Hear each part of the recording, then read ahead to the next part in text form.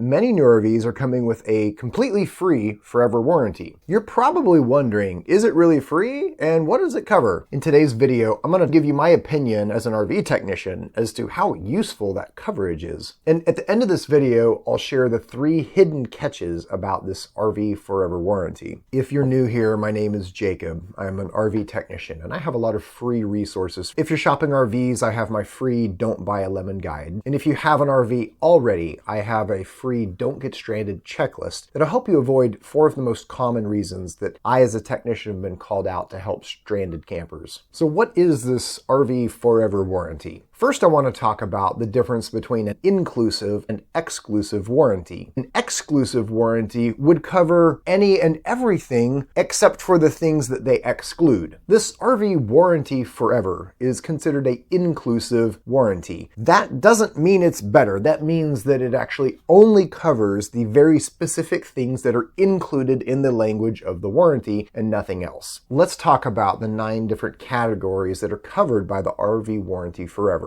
First up, we have brake components. Folks, if you have a towable RV, the chances of any of this applying are very, very slim. This is mostly going to be applicable to motorized RVs. And even then, the specific things it covers very rarely fail. I would consider this part of the warranty useless. The next category is suspension components. Now, leaf springs actually break pretty commonly as a result of either overloading them or if the rebound clip falls off of it. The reality is, while I have seen broken leaf springs, it's only in really grossly overloaded situations. I also really wonder if there's more fine print somewhere that I can't access, saying that they will only warrant leaf spring breakage if you can prove that you are not overloading your RV. Honestly, I don't think they really want to cover you just putting 2,000 extra pounds of stuff in your RV and breaking leaf springs. If this warranty actually covers MORryde's independent suspension shear springs for like the entire lifetime of you owning the vehicle, rubber deteriorates over time, and 10 years down the road, you may be replacing these rubber shear springs just because of the age of them. This part of the warranty is actually pretty useful, but only to the very few RVs that come with this independent suspension. Next category is the water system. The language in this section is really specific to tank type water heaters and almost has no provision for tankless water heaters. Most of the things that I see breaking in this water systems list are actually breaking because of improper winterization. There has to be some fine print somewhere saying that if you fail to winterize your RV, we're not going to pay for a new water heater. Folks, I've had to replace tons of water heaters that the tank split on it because people just forgot to drain it. This is actually why I created a 42-point winterization checklist. This checklist is included as a bonus in my tool-free RV maintenance course to help people avoid breaking their RVs, because at least a quarter of the repairs I ended up doing as a technician were things that were entirely preventable. This free checklist alone will probably save you more money than the cost of the whole course. It's interesting to me that this RV Forever warranty covers water lines when so many RVs are so badly plumbed. I see leaks even at the factory before people are using them. While they may cover replacing the water lines, what they're not going to cover is any damage caused by the water to your RV. The PC board on the water heaters do fail pretty frequently, but honestly it's like a $150 part. Same thing with macerator pumps. These have been known to fail frequently. They're not a real high quality component, but they're also not the most terribly expensive to replace. And they're also typically only on really high-end RVs. So most RVs, like 99% of the RVs on the market, probably just don't have a macerator pump. So is this a useful category? It depends on the RV and it depends on the fine print. If they actually just, no questions asked, will replace water pumps, macerator pumps, water lines, and your water heater, then yes, this could be useful. The next category is deluxe appliances.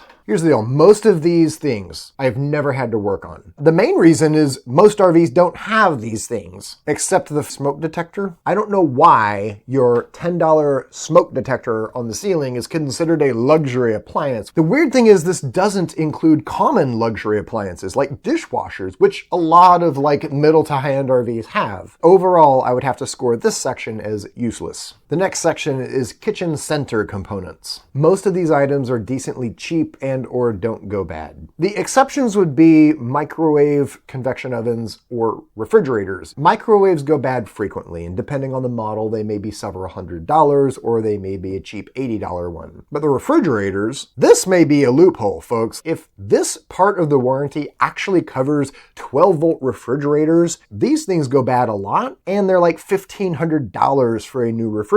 I have a feeling that this list is archaic and they just haven't figured out with the new switch to 12-volt refrigerator technology that this is going to be an expensive pain point for them. I would not at all be surprised if in the near future they cut 12-volt refrigerators from this list. Given the way it reads, I would score this section as very useful. The next section is LP gas components. The most expensive thing that might be wrong here is an ASME tank on a motorhome, but like, folks, they don't just go bad. This whole section is useless. And the next section is manual leveling jacks. Go figure. They don't cover the commonly failing hydraulic jacks that just bleed hydraulic oil everywhere. They only cover the cheap $40 manual crank jacks. They outlast the RV if you don't break them by running over something. I would score this section as very useless. The next section is heating system components, and it is very vague, which concerns me. This does not cover replacing the entire furnace. This only covers very specific components. These are all pretty cheap parts. The only thing that's kind of weirdly expensive is your gas leak detector. And interestingly, these LP/CO detectors for RVs can cost like $80 to $120, and they expire. If you own your RV long enough, then you may actually get a new one covered. If you're full-timing an RV and in cold climates where you're using your furnace heavily, you are actually going to destroy the blower motor in about 5 years. It's like a $120, $150 part, plus the labor to have it changed. I would have to say that the RV Forever warranty is going to be useless in this category because the amount you're going to spend to get to the point of needing to have a blower motor in your furnace replaced is way more than the cost of just waiting for it to fail. And the last category covers interior and exterior components. Folks, this category is very useless. Here's a pro tip. If your RV warranty, I'm talking about your manufacturer warranty, not any sort of extended warranty or third-party warranty, like this RV Forever warranty nonsense. If your manufacturer warranty is about to expire, I actually recommend having your RV inspected so that you can find out things that need to be repaired under the manufacturer warranty. I'm working on a video right now where I'm going to be inspecting 25 RVs. If you're interested in hiring me to do an inspection, go ahead and shoot me an email. I'm also wanting to interview professional RV inspectors. So if you are a professional inspector and are interested in chatting, please send me an email. So now that we've talked about what the warranty inclusively covers, let's talk about the 3 catches. The first catch is that you must follow their maintenance guidelines in order for this warranty to stay in effect. The maintenance list is weird because, first off, a lot of the items don't relate to the things that the Forever warranty actually covers. For example, the number 1 item on their maintenance list is having the roof inspected and resealed. Now keep in mind, I highly advise that you have your roof inspected and resealed annually to prevent water leaks, because water damage is the number 1 enemy of RVs. It's just weird they're requiring this when it actually doesn't impact anything that they might have to cover under the warranty. The second thing on their list is having the axles and hubs inspected and re-greased as necessary. Well, guess what? Wheel bearing failure is also something not covered under this inclusive RV Forever warranty. This is where it really seems like a gimmick that works in the favor of dealerships because it forces you to come back and pay for service every year. The third item is to have the furnace inspected. This is the first thing that makes any sense because the things you're inspecting are kind of related to the things that they cover. They also have you inspect the water heater, and for motorhomes in particular, they have a 5th maintenance item. These are tasks better suited for a professional auto mechanic, not an RV technician. One other thing to keep in mind is that often when you call a dealership up and ask about having this service done, they'll quote you $200 to $300 for inspecting inspecting these 5 items, but that does not include service that may need to be performed.